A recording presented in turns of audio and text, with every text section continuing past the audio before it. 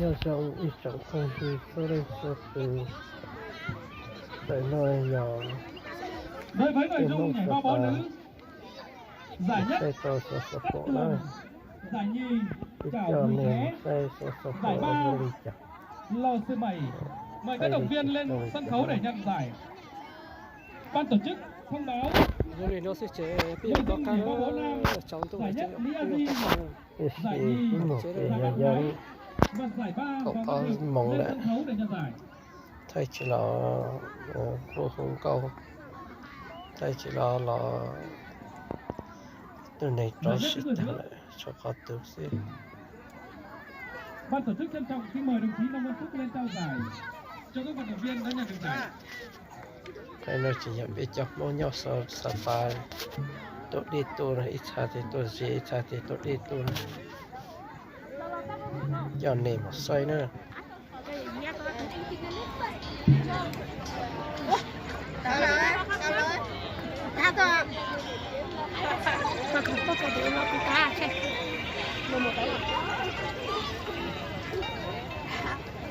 nó chỉ cần ở đây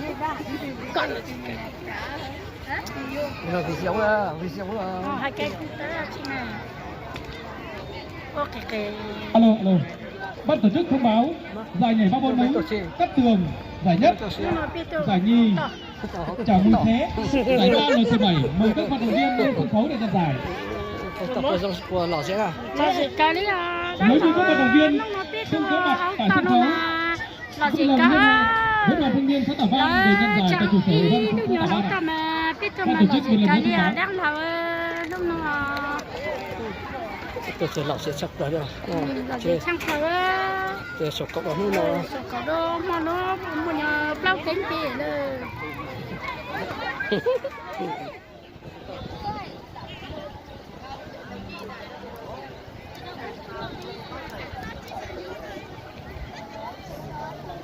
xong đó nó cứ tổ chức đó chạy đó nè lấy cho số số của nó giống chậm đó thay trong này thôi tôi sẽ anh là chỉ bộ về thì chắc sẽ toàn tại nơi này tôi mình được sống nữa chế cố chủ đề đó gì hả bằng nhẹ chỉ là bằng trắng xong một tí thay trong này thôi tôi sẽ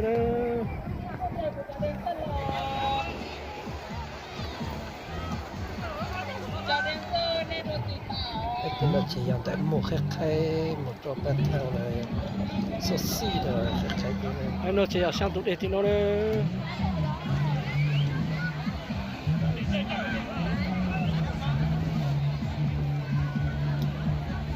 còn tại nó chỉ bị cho từng nhà bị cho mông nhà họ chặt thì nó để có sự một cái còn tại nó hay là chỉ có để số xí hả đây thằng nào như cái đi đi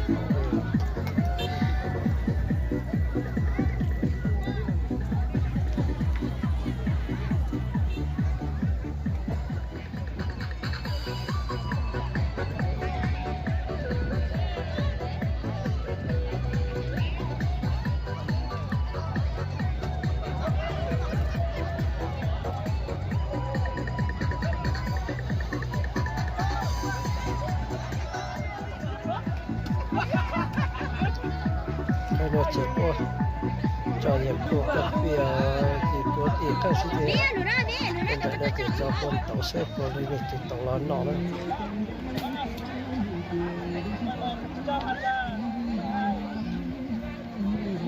anh là chỉ để tụi cho đấy giờ làm tụi cho nó xong rồi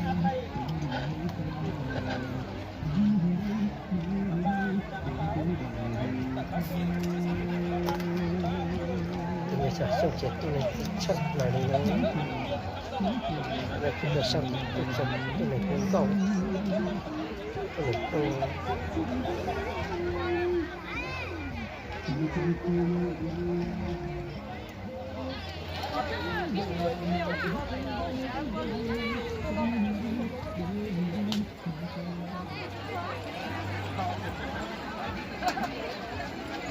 anh được cái máy sạc đó anh cái sao chỉ tổ cái cho nó sắp đi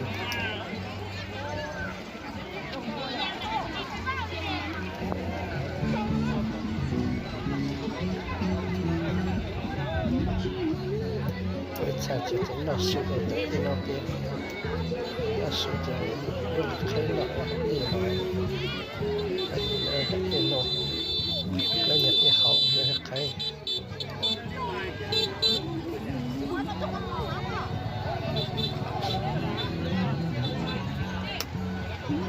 I don't know if that's that type of activity.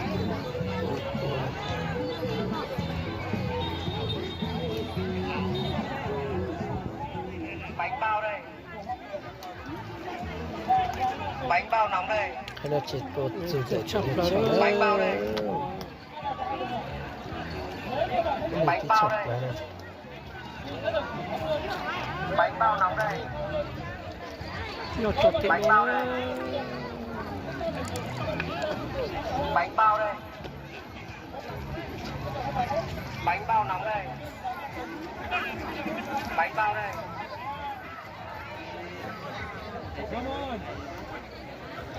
Hay là chỉ sẽ có tổng số này. Bé hố thế kia. Có thể thấu bộ ở chế bộ ở thấu đó. Cái tổ chế thay lý chế này là có tổng số.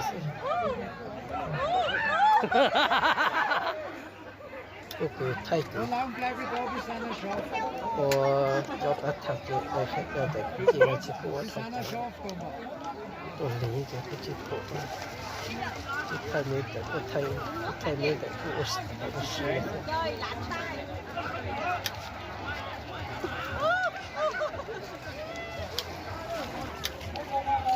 Der Mieten ist ja schon ganz nass. Đây là chỉ có một chợ mà chỉ để ở chỗ rồi giờ đi hay chỉ chợ chỉ là xin lọt cho nó này.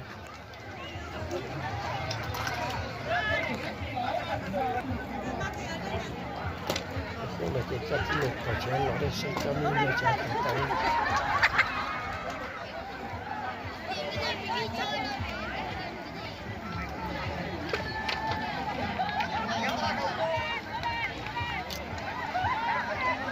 Cho mẹ tờ 500 như sáng ấy thế nào? Các cái này chết nhát chỉ có một số siêu thật đó nhiều.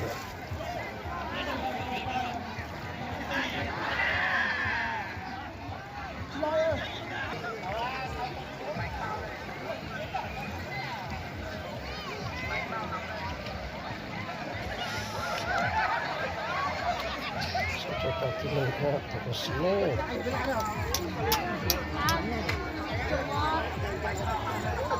Nhưng mà cả xịt ở đâu à?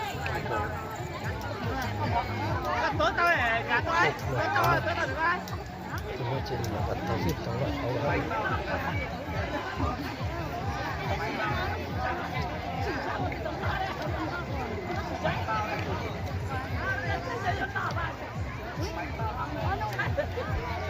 Cái này chỉ có tổng xí thôi. Tổng bộ chỉ có tay có tập bộ cái xe này. Bộ tổng rồi. Cái này chỉ tốt. Tay có cái này ở sân. Chạy bộ rồi. Cái nào đọc đi tôi sắp kỳ đấy.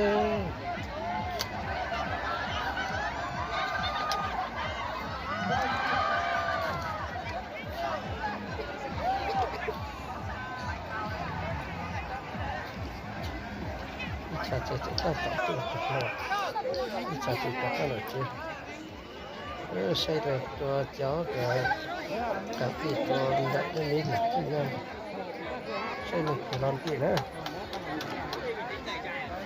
Thì nó đang trong sức cùng ra thì cho mình cho lúc này đi lại.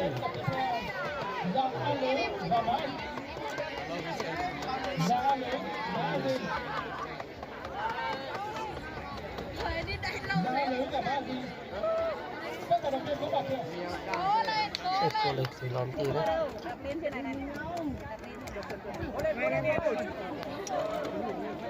Anh ơi. Qua bên kia đi. Mình cho chương trình thay chỉ là dòng xe này. Mình chương trình để tất cả sự thay lấy lỗi nó thôi.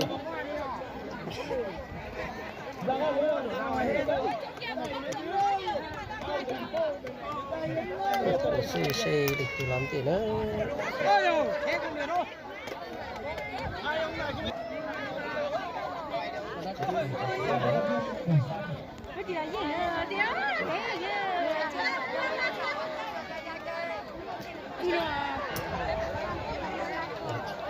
Không có đi đổ phát là về, đổ phát là về.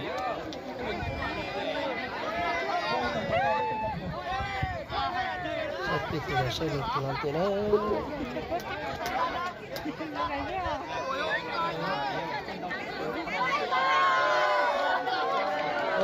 chả có là thì người làm thì đó ít thì chết đó là cho nó rất cao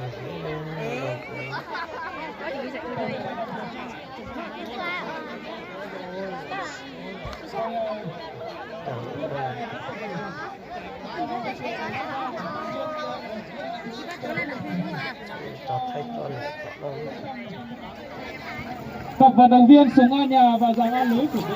Vận động viên Thảo A Sung, Thảo A Chứ có mặt chưa? Vận động viên Thảo A Chứ ạ. Vận động viên Thảo A Chứ, vâng.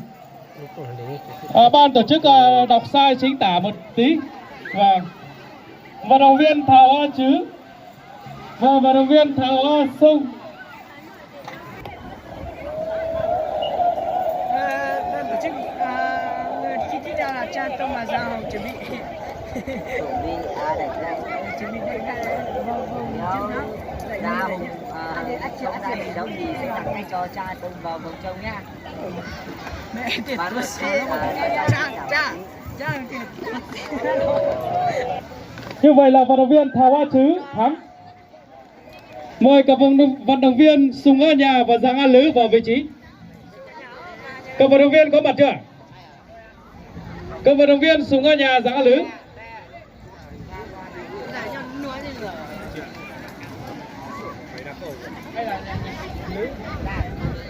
Mời Sùng A Nhà của City vào vị trí.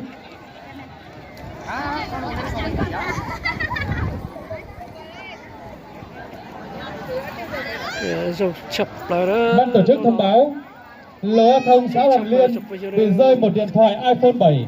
Nếu như ai nhận được, vui lòng gặp ban tổ chức để trao trả. Chúng ta không tham gia. Mời hai vận động viên chúng ta vào vị trí chuẩn bị.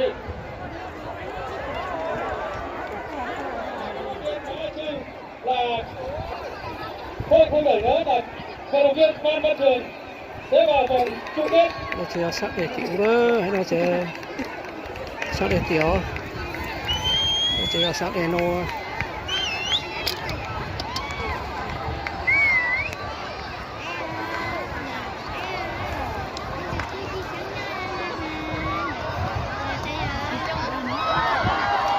ini con ini con tôi chỉ có đó anh nói chỉ có tiêu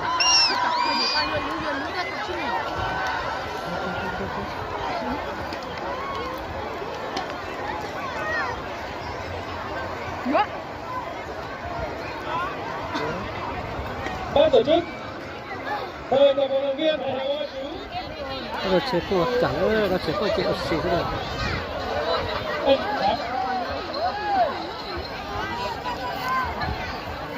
cái tuần lý giờ tôi thấy có chuyện gì thế này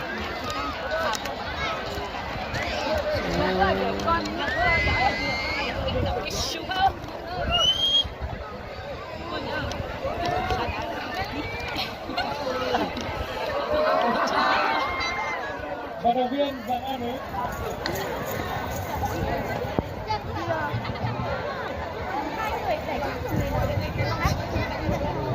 cái sợi dây này là mình thấy mong lâu á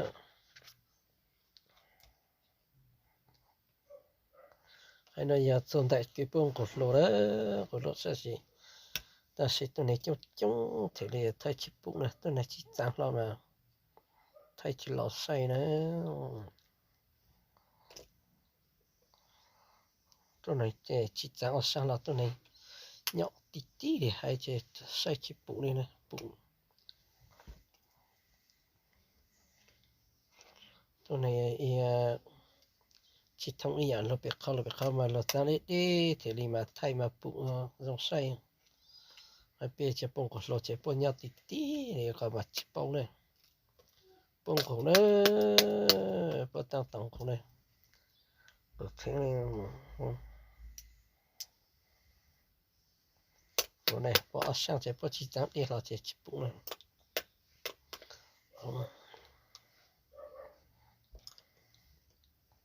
mong ít tỏ số ít tỏ nữa cái nó chỉ biết cho căn nữa biết cho căn là sau tụi cháu nó này cái là sau tụi cháu chỉ biết cho căn là sau đồ thì cút cháu nó chỉ vô trong chế này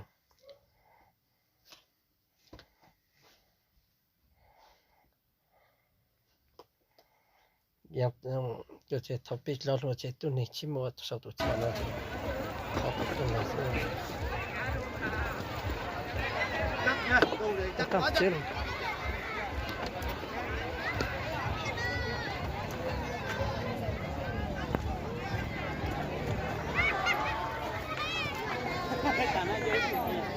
Chết rồi.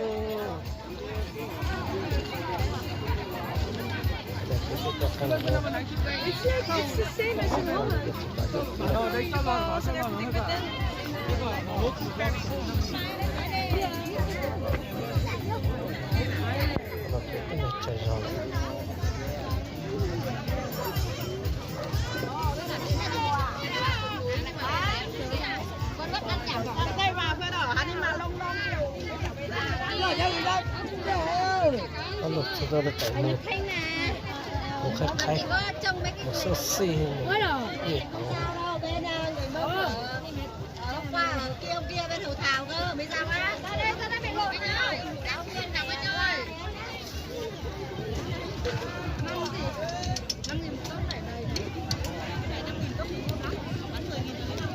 giờ thì cái này tập chỉ đó trên nền tảng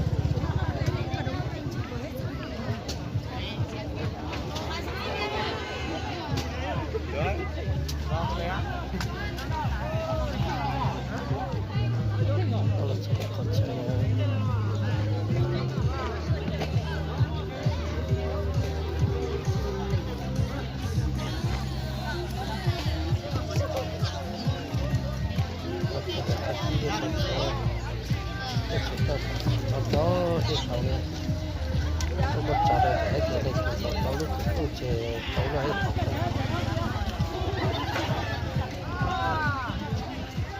thì trên tàu nói lúc của họ thì trên tàu nói lúc họ